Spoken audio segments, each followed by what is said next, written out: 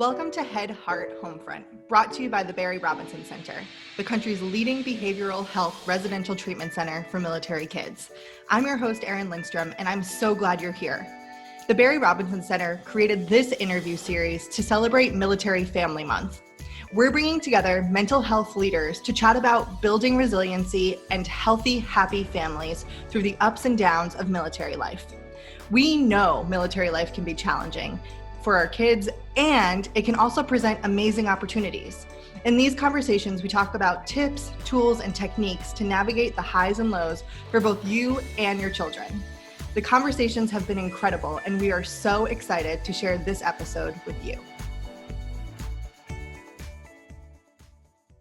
Hey, welcome back to Head, Heart, Homefront. I'm Erin Lindstrom, and I am so excited that Sylvia Muller is here with me. So before we hop into our conversation, I would love to tell you a little bit about her. So Sylvia is the program director of Big Brothers, Big Sisters, Operation Big's military mentoring program. Sylvia has led the Operation Big's program in Hampton Roads for over 3 years. She is a retired Coast Guard spouse, and for over 5 years, she has organized and led Nexus, which is a Hampton Roads military community collaborative. And she is the mom of 2 amazing kids. So this whole middle life mom thing, you're very experienced. That's right. Yes. Well, Sylvia, welcome. Thank you so much for joining me. Absolutely. Thanks for having me. Yeah. So to kind of start us off, I would love, if you're open to sharing, to hear a little bit more about your journey to this spot, to this program, how you ended up here. Yeah, thanks for asking. So, I as you said, I am a Coast Guard spouse, and I have 2 children, and we've moved a lot. And so, the military lifestyle is obviously very familiar to me. And I began a job with an amazing organization called Give an Hour, who provides free mental health counseling to active duty and veterans and families. And upon transitioning to the Hampton Roads area with my spouse, a CPCS with the Coast Guard, I got involved in the area working with military families through Give an Hour, and ended up really where my heart is, and that is with Big Brothers, Big Sisters. Amazing. And can you tell us a little bit about Big Brothers, Big Sisters work in the Hampton Roads community, and particularly with Operation Bigs? I will, and I'm going to preface that question with saying, many people are familiar with Big Brothers, Big Sisters. It's been around for over 100 years all throughout the country. So, a lot of people know what we do. So we professionally support one-to-one mentorship with children from a volunteer, or what we call a big. So the children are called littles, and the bigs are and the volunteers are called bigs. Mm-hmm. Our program in Hampton Roads is a little bit of a unique program from the rest of the country, in that we specifically serve military connected children. And not only military connected, but middle school aged military connected children. So what we know, number one, and what I think everybody can agree on, is that middle school is a tough time. Yeah. I remember talking to my kids going through middle school, and honestly, I was like, go out and ask any adult if they would go back to middle school, and the answer is always no. So middle school is a tough time, right? And then the military component with transition and deployment and all of the stresses that go along with the military lifestyle can be that added really time in life that having another person on your team or someone who can just support you, be a cheerleader, teach you something, can be critical. And so this program, Operation Bigs, strictly focuses on military connected youth, middle school aged youth. Got it. Interesting. Can you talk a little bit about when we're zooming into middle school, why are those years so important and worth kind of highlighting and really wrapping around these kids during? Right. So, I think that middle school can just be a time where, you're not quite sure who you are. Kids can, they're in that 11, 12-year-old phase where you can kind of stay on the right path, given the proper guidance and really encouragement, or you can kind of take a turn. And that's where we see, grades falling and maybe not setting great goals for yourself because you don't even know that your potential is there to strive those goals. So, providing this person, this mentor, this big brother or big sister in that kid's life, just to, the tagline for Big Brothers Big Sisters is defending potential. So we are defenders of potential. So our bigs, every child has that innate ability to succeed, given the right circumstances, right? And so providing this positive person in their life, just one extra person, can just be that defender. I love that, defenders of potential. That's such a good just angle and way to kind of like think about this. It's interesting to me too, because as you were saying about, this is kind of an important time to see which path they sort of take, right? And I think the truth is there that there's infinite paths, right? And it sounds like really taking whatever path it is, but with confidence, right? And with like the emotional stability of, this is who I am, or the curiosity, if not confidence, right? Of like, we're figuring it out and I have opportunity. Is that, right. Yeah. It is. It is. And it's that backing, that, yes, you have opportunity. Yes, you can do it, just that. And the kids that we serve, they might have people on their team who are supportive. Yeah. They might have they might have two parents, they might have one parent, they might have some extended family around that is their support. That's not to say that another support person, in my opinion, you can't have too many. You can't have too many people backing you. And being in middle school, it's hard not to even think about COVID and the added stressors that these kids are facing, and not know that, really providing them with an extra person on their team can be so beneficial. Yeah. And you make a good point too. I think it really is about, about quality over quantity. So sometimes it looks like we have 100 people supporting us, but if no one really has that full connection, it doesn't matter as much, right? So it feels like this program is really giving that opportunity for the kid to have a meaningful connection with someone who is just showing up for the child and doesn't have anything else. Like there's no other stakes, right? That's it. That's it. And I appreciate that you use the word quality, because we say that all the time to people. Number one, the term is, you, Erin, could say to me, "Oh, Sylvia, I'd like to be a big sister. Can you tell me how to do that?" I don't have any experience really working with kids. I don't really have kids of my own.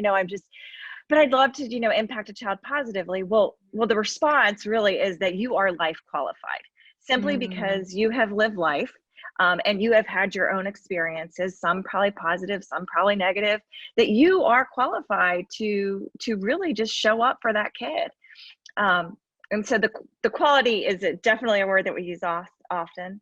And then just spending that quality time. So people will often say to me, what do I do with this kid? What's going to be fun? And, really anything, throwing a ball, just going to the library, getting a picnic and sitting outside. It's really just about that quality one-to-one relationship. Yeah. It's like Erin, the level of presence, it sounds like. Correct. Doesn't matter so much what you're doing, but if you're showing up and paying attention to a child, like that actually changes the way their brain is working too. It does. Yeah. Yes. So it's incredibly healing on so many levels. It is. Yes. Can you tell us a little bit about maybe why this is important for military connected kids specifically? Yes. So, the added stresses of being in the military, whether it's multiple moves, whether it's, entering that middle school the first day and not knowing a soul, when everybody else has a friend or a buddy, sitting at the lunch table by yourself because you're new to the school. It's, your parent being deployed and leaving. And so now, you might be a middle schooler who has extra responsibilities at home because you have lots of siblings and mom or dad is gone. And so you're helping that other parent by parenting yourself. Certainly, I've seen a lot of that, and it's completely understandable. all of the things. We also have a memorandum of understanding with the Navy Gold Star program.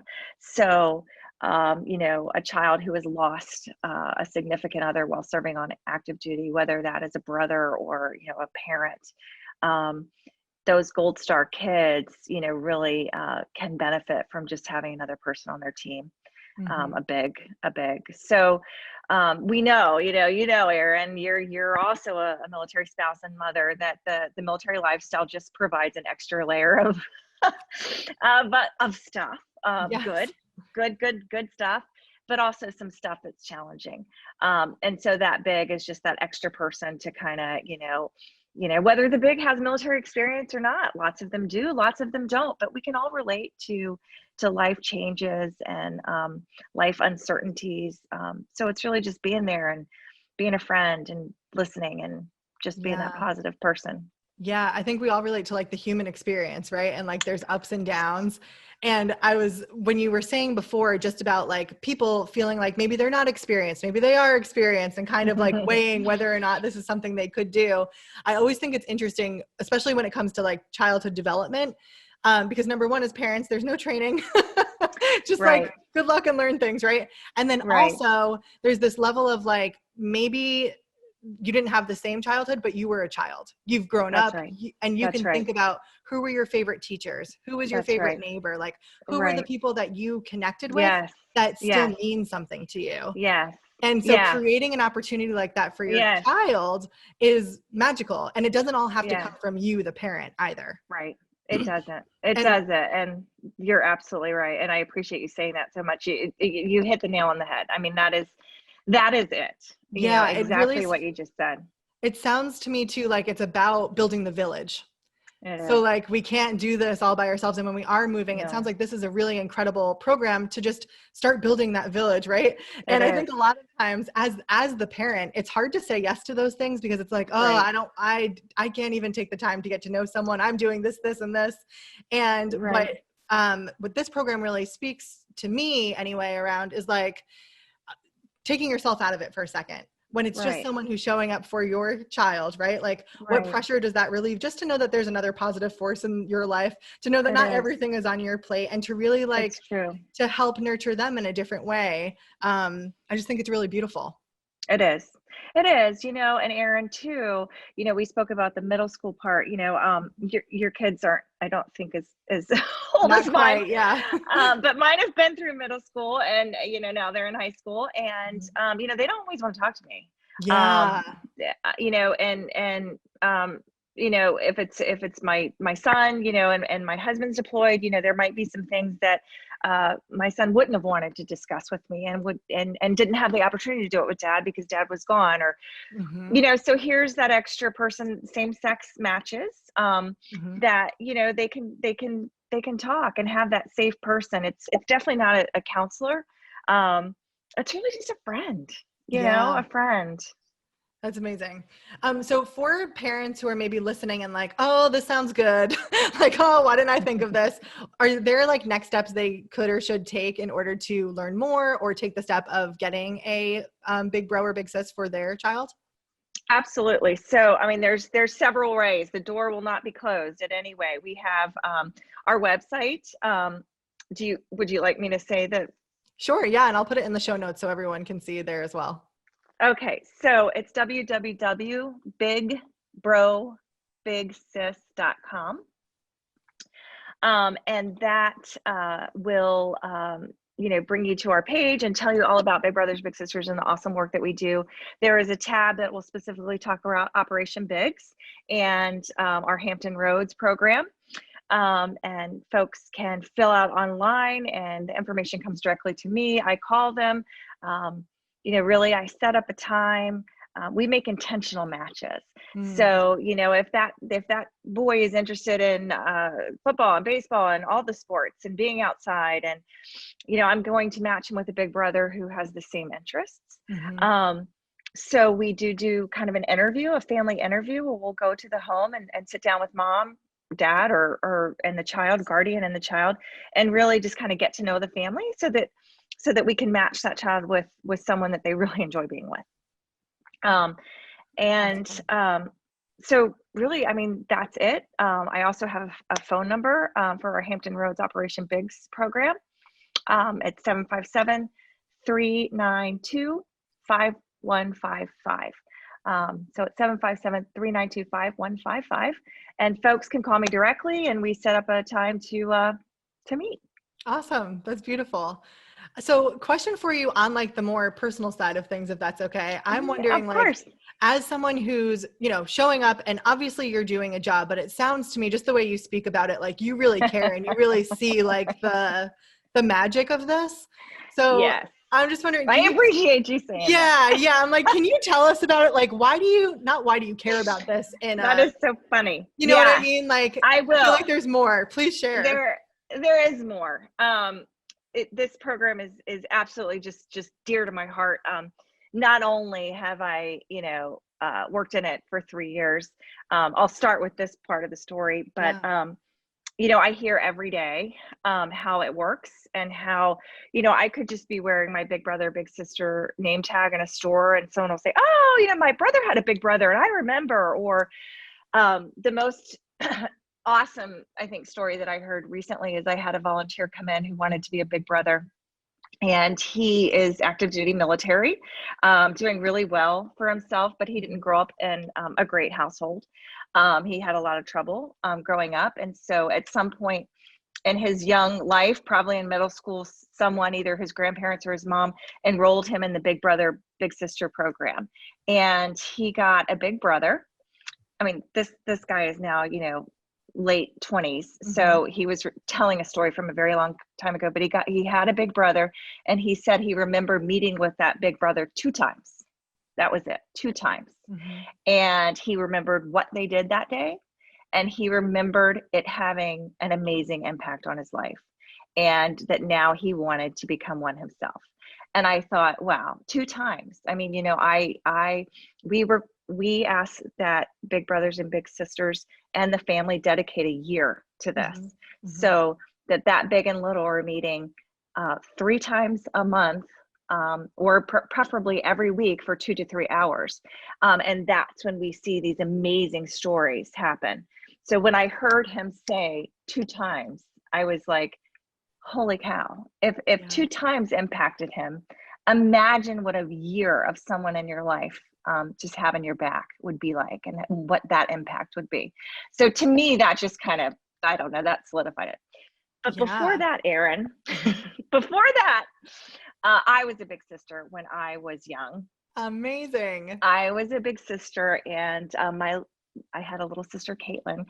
She was 8 years old, and she is now 28 and doing very, very well. And we stay in touch. And she was a flower girl in my wedding, and it definitely, impacted my life. I hope that it impacted Caitlin's, but yes, it is. I've seen it work. I know it works. And so I think when you have a job like that, and you see it making a difference in people's lives like this, then you just love it and talk about it like it's your kid. Yeah. Oh, I have like chills from you sharing that. Oh, Erin, good. Well, So it's so powerful. And I think it's so overlooked so often when we think about like our kids, and we're thinking about, like, yes, I want my kids to be happy, but also I want them to have good grades, and I want them to, like, you know what I mean? To like, it's achievement focus sometimes. Right. And I feel like what this really does is like, yes, all of that can be as important as we make it, whatever. And like relationships really feels like what it comes down to, and where there's the most power to really instill a child's own power in themselves is having that be reflected back to them by having strong people around them. Yes. And Erin, the word relationships, and we all know this because we're all struggling with COVID, and we all are watching. If you don't have kids of your own, we're watching our kids at home, and we're seeing that they're not connecting like they did with their classmates. They're not, when we're in lockdown, they're not connecting with their friends outside. They're not experiencing the things that they normally would. And, now more than ever, I think that a program like Big Brothers, Big Sisters, it's always been important for the last 110 years. Yeah. But now, now it is critical. I mean, really, that's the only way that I can describe it. critical on so many levels. But that relationship, that learning to talk to people, being with someone, feeling that, which too, I always tell littles and bigs this: when you go out together on your first outing, we call them outings, it will be awkward. It will be uncomfortable. Yep. You don't know this person. You are learning, you are developing a relationship. And our kids need to live in that uncomfortableness, because they don't get to very often anymore. And realize that that's natural, whether you're starting a new job in life, whether you're meeting a new friend, whether you're looking for a partner. That uncomfortableness is critical, and we all have to go through it. And so I think, just that one little bit about the program is helping that child grow and develop into a positive person. Yeah. So, it's awesome. Oh, that's incredible. And you're so right. Taking that uncomfortable, the fear-based place, right? Like, yes, in every single level of life, every interaction, whether it's going to the interview or meeting someone, like to the points you made, it's scary. And it's really incredible when you can create a safe container for that to happen in, so that they have a positive interaction. So when they're going forward, they can remember that, like, well, this worked out. Well, this was a really good experience, because it gives you a different level of confidence and courage moving forward. So what a gift to be able to plant that in a child in middle school, right? Yes. Amazing. Yeah. So if there are parents out there listening and just kind of taking this all in, is there one thing that you feel like is the most important, the message that you want to get across? Well, I think the most important thing, honestly, is, we can all, and Erin, me and you being parents, and we all try our hardest to do the right things for our kids and to be there and to be, I think that sometimes it's okay to ask for help. Yes. And right now, and I'm just going to use now as an example, because it is what we all live in COVID. And, now more than ever, we need to ask for help. And everybody is very overwhelmed, kids, parents. So, this free, amazing program where there's volunteers out there who walk in my door and they say, how can I help? How can I make a difference in a kid's life? It's out here, and, just asking for it. And we're always like, we got this, we're strong, we're military families, we got this. Well, we do. We have, and we do, and we will. However, it is okay to bring someone else in as a support person for your child. So I think that would be the main thing, is it's okay. It's okay to ask for help. All right. Thank you so much. You're so welcome. Have a great day. You've been listening to Head, Heart, Homefront, a production from the Barry Robinson Center, the country's leading behavioral health residential treatment center for military kids. Many times, kids with behavioral and mental health issues don't improve with typical treatment options in their community. Families may need to consider long-term residential care, and this is where the Barry Robinson Center excels. They're a mission-focused nonprofit organization based in Virginia. Their residential center is the only one in the country that works exclusively with military kids. They understand the military community, as many of their employees are military connected. Their high-quality treatment includes a wide range of services to help improve the lives of children. If your child needs additional support, check out barryrobinson.org. Navigating mental health can be challenging, and we want you to know that you do not have to do it alone. Thank you so much for listening to Head, Heart, Homefront. If you've enjoyed this episode, please let us know with a 5-star review if you're listening to the podcast, or a like, comment, or share if you're listening on Facebook or YouTube. Until next time, be well.